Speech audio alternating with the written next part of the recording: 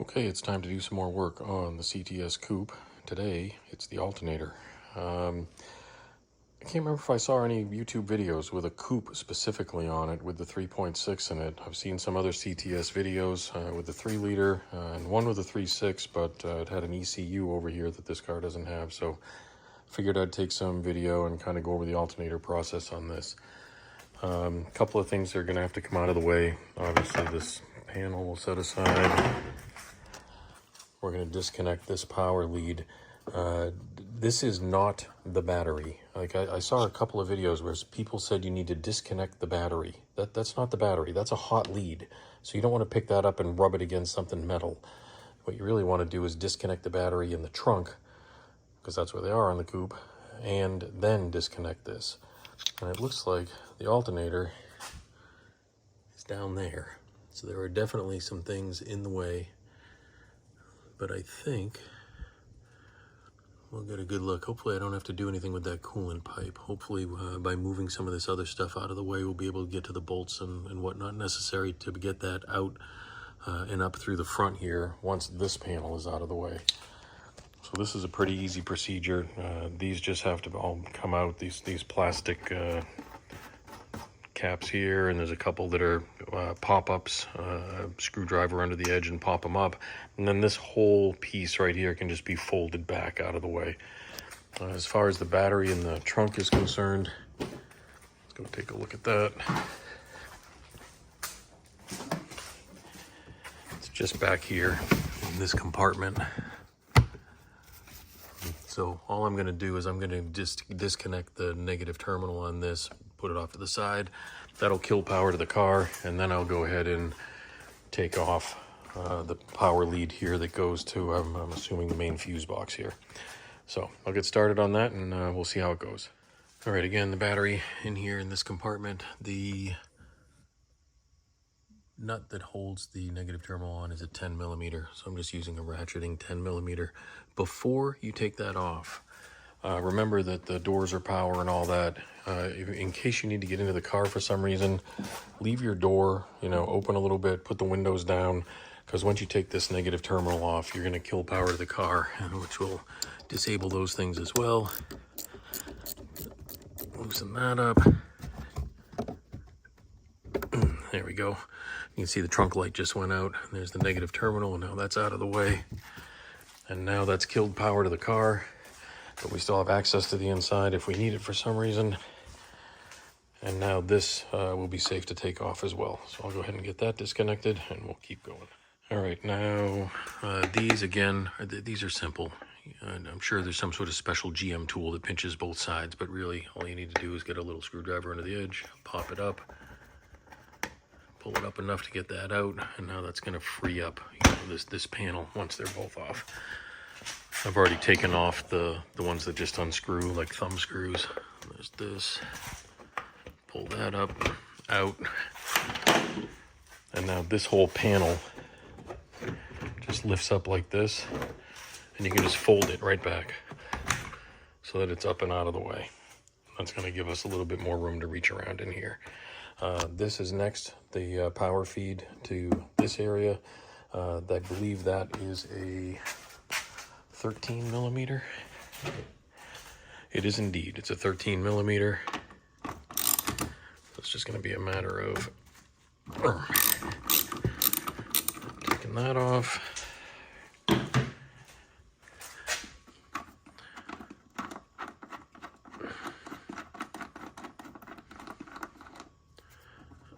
Doesn't seem to be a washer there.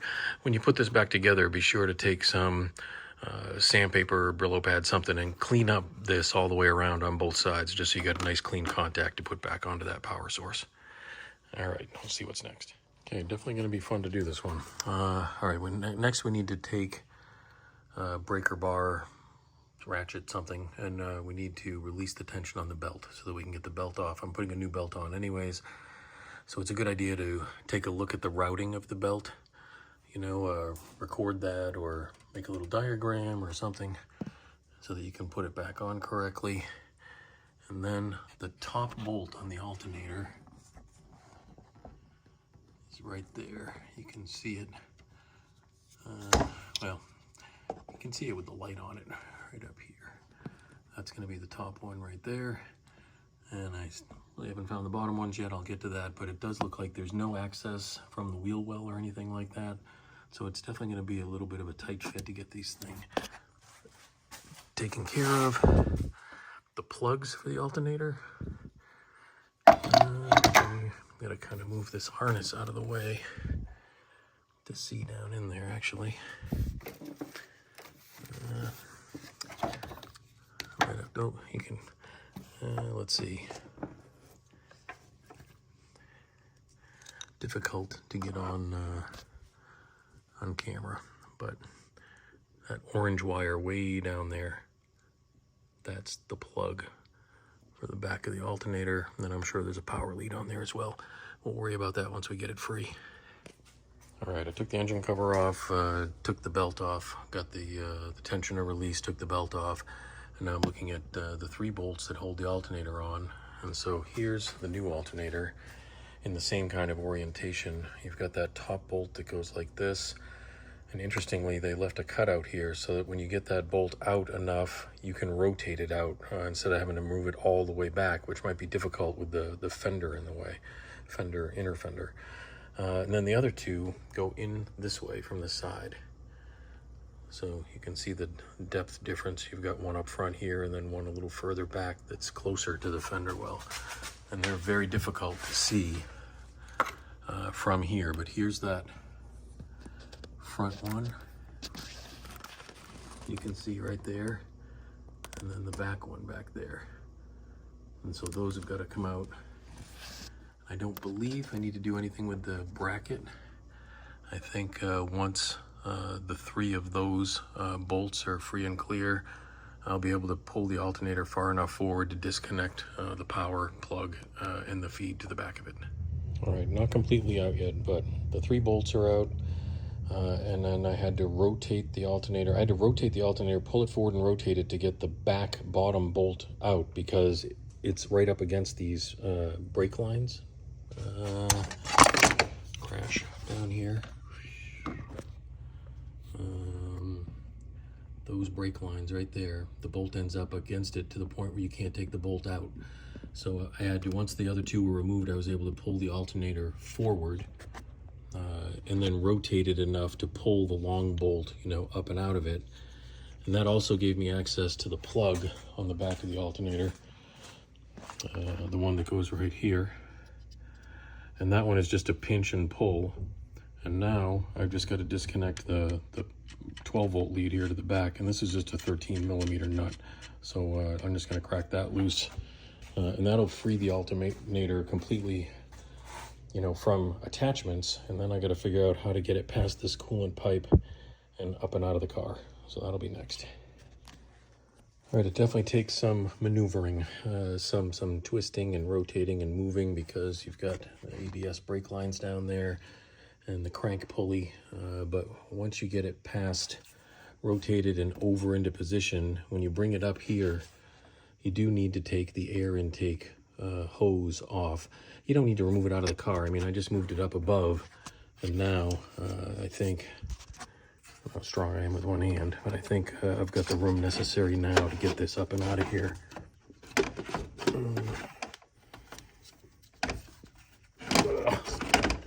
Not as strong as I used to be. There we go. So it can come up and out of there without removing any of the coolant hoses. So that's a bonus. So, I mean, I'm no professional mechanic, and I'd say it took me 20 to 25 minutes to get the alternator out. And so now I just have to reverse the process and get the new one down in there. The only things I think I'm going to need to keep in mind, it's important, the orientation on the power wire to the back of the antenna. Once I pulled it out and rotated the alternator a little bit, I paid close attention to which way that was facing. So I had the alternator in this position when I undid it, and undid this, and the wire was coming from this direction. So I want to make sure when I put it back on, I don't rotate it into a different position, because then once I put this down in and twist it into place, I want to make sure I've got, you know, all the slack I need for that wire to go back in properly. To be honest, I probably did not have to disconnect power to the fuse box and take that cover off and all that. I think I probably could have done all this without doing that, but now you know. All right, so we'll get the new alternator rotated down in there and get her put back together. All right, we're almost ready to tighten things up. It actually was way easier going back in, because I already knew which way to twist it and get it by things. But I dropped it down through here, put the air intake back on, tighten that up. I brought it under these hoses, but over the ABS. Left it in that, the back of the alternator facing up position, and reattached my power wire and the plug. I remembered to put in the long bottom bolt, the back one, so that now that I've rotated it up into the proper orientation and moved it back, that bolt is already in place, ready to go in. But I'm going to do the top first, because the bottom is really blind. You know, it's down on the back side of that. But this top bolt is the one that you put in here, rotate it into position, and then put it in. And so lining that up to its mount right there is going to be a lot easier to see. So I think once that's in and not completely tight, but within 1/8 of an inch or so of being tight, then the bottoms will be lined up enough to get my hand down there and finger tight them in. And then I can just tighten them up with the 15mm. I didn't use a socket or anything. To me, it was just easier to get down in there with one of these ratcheting 15mm. That came right out, and I'm assuming it'll go right back in too, so no issues there. So I'm going to go ahead and get the bolts reinstalled, and then we'll get the belt on. Okay, that went just fine. Started the top bolt first. Once I got it rotated in there, got it threaded in most of the way, hand tightened the bottom ones in, and just snugged them all down with the 15mm ratcheting wrench, and that all went fine. So I'm going to put the new belt on right now, and we'll get this thing finished up. All right, belt is back on. That was no problem. A little tip on cleaning these up: use a fingernail file, a little emery board or whatever. Flat surfaces like this, you can clean up really easily, underside and top side, before you put everything back together.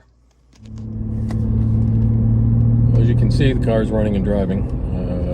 Everything went fine.